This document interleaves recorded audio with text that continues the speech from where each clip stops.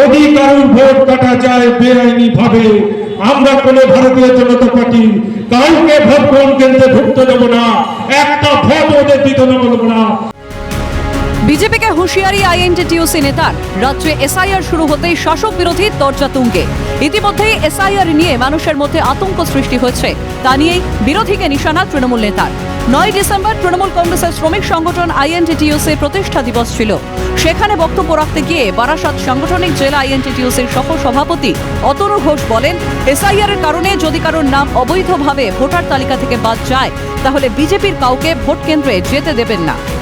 আমার গণতান্ত্রিক অধিকার কেউ যদি কেড়ে নেয়, তাহলে আমি তো তার সঙ্গে মারামারি করবো না। তার গণতান্ত্রিক অধিকারটা গণতান্ত্রিক প্রক্রিয়া দিয়ে আমি বন্ধ করবো। দিয়ে বিজেপির ম্যানিফেস্টোটাকে ইলেকশন কমিশন বাস্তবায়িত করছে, তা আমি বিজেপিকে তো দেবো না।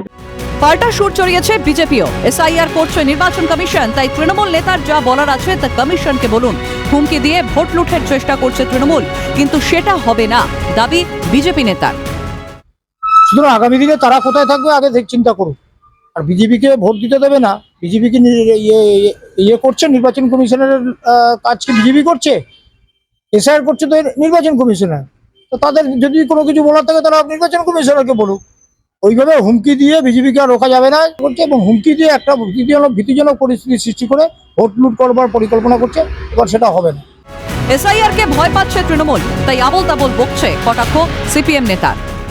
2011 সালের পরিবর্তনের সরকার আসার পরে পশ্চিম বাংলায় বিরোধী রাজনৈতিক দলের কোনো রাজনৈতিক কর্মসূচি নেওয়ার অধিকার নেই, আর প্রতিটি ভোট ওরা লুট করে। জেনে রাখুক, পশ্চিম বাংলার মানুষ তৈরি, 2026 সালে ওনার পতন অনিবার্য। এসআইআর ভোটার তালিকা নিবিড় সংশোধন প্রক্রিয়া, সেখানে বারবার বৈধদের নাম বাদ যাওয়ার কেন আশঙ্কা প্রকাশ করছে শাসক শিবির? তবে কি এর পিছনে কোনো রাজনৈতিক চক্রান্তের আশঙ্কা শাসকের? অপশিলের রিপোর্ট, ক্যালকাটা নিউজ।